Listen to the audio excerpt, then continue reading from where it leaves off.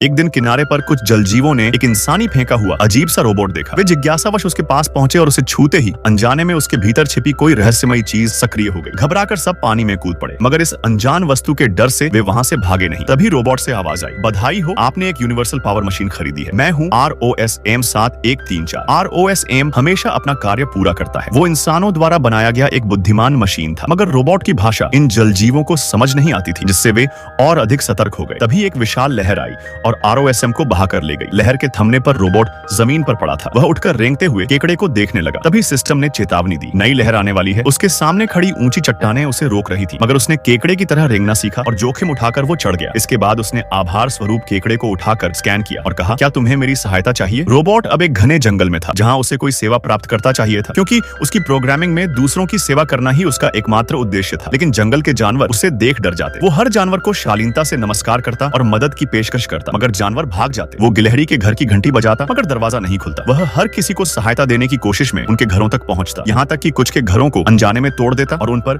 Scan code चिपका देता। जंगल में उसका पीछा हर जानवर डर कर रहा था। वह खुद को एक अजनबी महसूस कर रहा था, मगर हार नहीं मानी। एक दिन असफल रहा। स्कंक ने जवाब में उसे बदबूदार तोहफा दे डाला। फिर रोबोट ने सीखने का मोड ऑन किया। वह दिन रात जल स्रोत के पास बैठा, हर जानवर की बोली रिकॉर्ड करता, सीखता और अंततः उसे उनकी भाषा समझ में आने लगी। वह फिर जानवरों के बीच गया और स्पीकर ऑन कर बताया, अगर किसी को मदद चाहिए तो मुझसे संपर्क करें, मैं आपकी जिंदगी बेहतर बना सकता हूँ। मगर तभी एक जानवर ने आकर उसे दूर तक उड़ा दिया और सबको लगा कि वह खत्म हो गया। मगर इसे पुकारा, कोई है जो मेरी सेवा चाहता है? मगर कोई जवाब नहीं मिला। वह निराश होकर फैक्ट्री लौटने का सिग्नल भेजने वाला था कि बिजली गिर गई और वो फट से जमीन पर गिरा। System crash. जब रोबोट दोबारा जागा तो उसने देखा कि एक रैकून ने उसके पार्ट्स चुरा लिए हैं। उसने रोकना चाहा, मगर रैकून ने उसे बिजली का झटका दे डाला। तभी उसकी छाती से कुछ हथियार निकल आए और उसने उन्हें घुमाकर दूर फेंक दिया। मौका देखकर उसने सिग्नल ऑन किया, मगर रैकूनों को रोशनी पसंद थी और वे उसे चुराने लगे। आखिरकार एक रैकून उसका ट्रांसमीटर ले भागा। वह पेड़ पर चढ़कर पीछे गया, मगर रैकून उसके पीछे पीछे आ गए। पेड़ पुराना था और आखिरकार वह झुक गया। रुको, नहीं नहीं, वह चिल्लाया, मगर रैकून एक गुफा में घुस गया। रोबोट ने हाथ डाला, मगर भीतर से एक भालू गुर्राया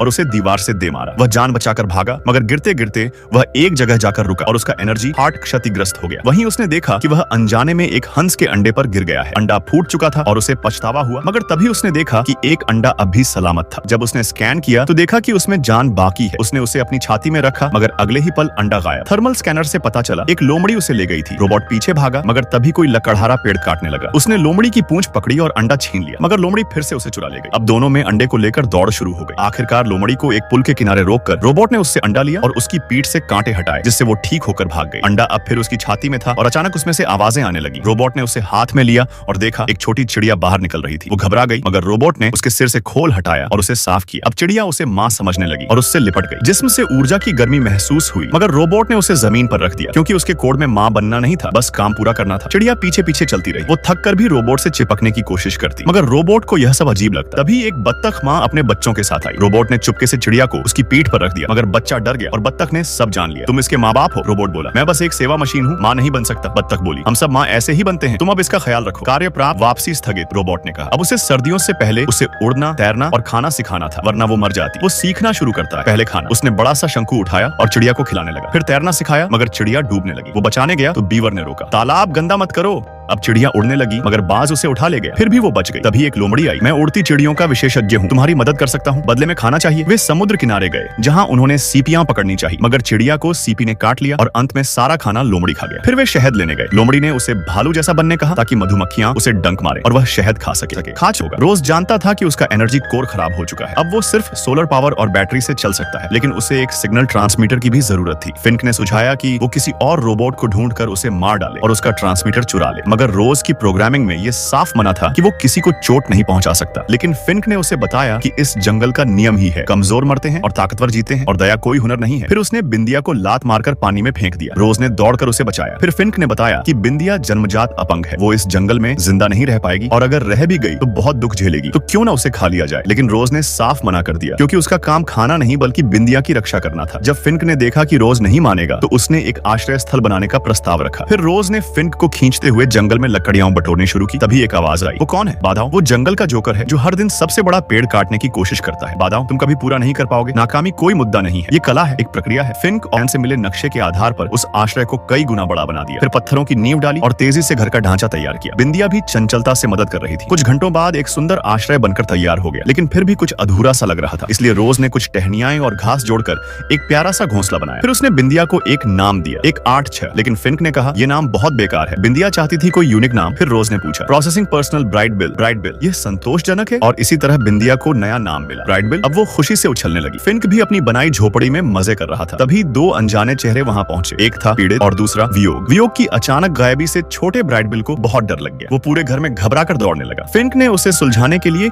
एक दिल छू लेने वाली कहानी सुनाई। रोज ने वादा किया था जब छोटू उड़ना सीख जाएगा तब दोनों अपने अपने रास्तों पर चले जाएंगे। इत्तेफाक से तभी उनके सिर के ऊपर से फिर एक झुंड उड़ता हुआ गुजरा। रोज ने तुरंत स्कैनिंग मोड ऑन किया और बारीकी से उन पक्षियों की उड़ान शैली को एनालाइज किया। फिर उसने होलोग्राम के जरिए वह सब छोटू को दिखाया ताकि वह अच्छे से समझ सके। लेकिन उड़ान की हर कोशिश में छोटू नाकाम होता रहा। तो इस बार रोज खुद उसके साथ दौड़ा, तेजी से उड़ने की कोशिश की, पर दाहिना पैर न होने के कारण वह जमीन पर गिर पड़ा। फिर भी हार नहीं मानी। पत्थरों से उसने एक समतल रनवे बना डाला। ये सब देख रहा था जंग शो, जिसने रोज के लिए एक लकड़ी का दाहिना पैर बनाया। अब दोनों, रोज और छोटू, उस समतल रास्ते पर दौड़ने लगे। और अब जब गिरने का डर नहीं था, चोट भी नहीं लगी। रात को छोटू मायूस होकर बोला, मेरे पंख छोटे हैं, मैं कभी उड़ नहीं पाऊंगा। अगली सुबह रोज उसे लेकर गया और बुलाया। जंगल का सबसे तेज उड़ने वाला परिंदा बन गया। लेकिन तभी बाजों के मुखिया ने रोज से कहा, छोटू उड़ना तो सीख गया, मगर अब उसकी सहन शक्ति की परीक्षा है। हमें बिना जमीन पर उतरे सुबह से रात तक उड़ना होता है। रोज ने बात दिल पर ले ली और अगले ही दिन से शुरू कर दिया छोटू का एंड्योरेंस ट्रेनिंग। दिन भर की उड़ान, शाम तक भारी पत्थर उठाकर उड़ना और फिर उसे समुद्र में फेंक देना। कुछ ही दिनों में छोटू अब बिना रुके उड़ सकता था। अंततः प्रवास का दिन आ गया। बाकी बाज अब भी छोटू को तिरस्कार की नजरों से देखते रहे। लेकिन एक बाज मुखिया वो दौड़कर आया और सहने लगा। अगर रोज ना होता तो शायद वो आज जिंदा भी ना होता। ना तैरना आता ना उड़ना। अब जब सारे पक्षी एक एक कर उड़ने लगे, छोटू ने दिल का बोझ उतार फेंका और भरपूर मुस्कुराहट के साथ रोज से बस एक आखिरी गुजारिश की, चलो एक बार और मेरी टेक ऑफ में मदद करो। सूरज की रोशनी में रोज की मेटल बॉडी चमकने लगी और जब छोटू उड़ गया, रोज समझ गया उसका आखिरी काम पूरा हो चुका है। लेकिन अगले ही पल जैसे उसका कुछ खो गया हो, वह पागलों की तरह भागा, झाड़ियों को हटाता हुआ और खड़ा हो गया एक ऊंचे पहाड़ की चोटी पर। वहां उसने देखा छोटू का आखिरी उड़ता हुआ साया। तभी आसमान से एक पंख नीचे गिरा और रोज ने उसे अपने हाथों में थाम लिया, मानो पूरे संसार में अब वह अकेला रह गया हो। अब रोज बस उस चोटी पर बैठा रहा जब तक बर्फ की मोटी परतें गिरने नहीं लगी। सब जानवर गुफाओं में जा चुके थे। फिंक आखिरी बार मिलने आया। मैं अंडरग्राउंड जा रहा हूँ, अलविदा दोस्त। रोज ने एक बार फिर छोटू की उड़ान को याद किया और तब जाकर उसने फैक्ट्री को सिग्नल भेजा, मुझे वापस ले जाओ। सेंट्रल रोबोटिक्स ने सिग्नल पा लिया और एक सेकंड बाद वह सिग्नल फिर से गायब हो गया। उधर प्रवासी पक्षी अब गर्म प्रदेश पहुंच चुके थे। लेकिन उस दिन भारी बारिश शुरू हो गई। उन्हें एक बड़े हरे हाउस में रुकना पड़ा और वहीं छोटू ने देखा, रोज यहाँ से भगाओ। हर तरफ अफरा तफरी मच गई। छोटू और बाज मुखिया ही शांत थे। मुखिया ने आदेश दिया, छोटू अब तू इन सबको बाहर निकाल। तभी एक भारी भरकम लड़ाकू रोबोट बाहर आया और सीधे झुंड पर गोलीबारी शुरू कर दी। छोटू सभी को साथ लेकर भागने लगा। पीछे से बाज मुखिया लौट गया ताकि समय दे सके। एक गोली से दीवार में छेद हुआ और छोटू उसी रास्ते झुंड को बाहर ले गया। और उसी वक्त रोबोट ने छोटू को टारगेट कर लिया, लेकिन मुखिया ने उसे बचा लिया। एक जोरदार लड़ाई के बाद वो अपने प्राणों की आहुति देकर सबको बचा गया। तभी असली रोज जाग गया। फिंक डरकर पीछे हटा। तू गया नहीं? नहीं, रोज बोला, मैंने सिग्नल भेजा, साबिक होना चाहिए, लेकिन